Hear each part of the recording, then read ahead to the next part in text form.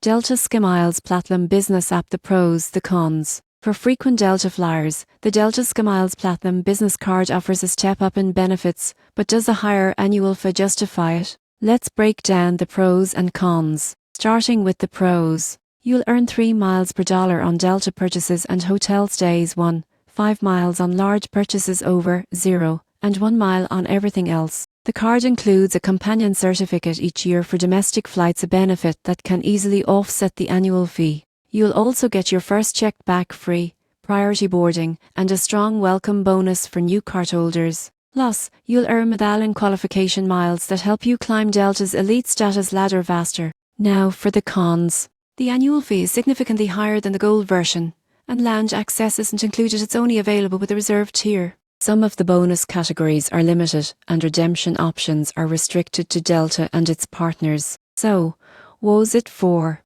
The Delta SkyMiles Platinum Business Card is best for business owners who fly Delta regularly and want to earn status faster, while enjoying practical travel perks. The surprising truth? If you travel a few times a year, this card's companion ticket and bonus miles alone can easily outweigh the annual fee, making it a quiet powerhouse for loyal Delta travelers.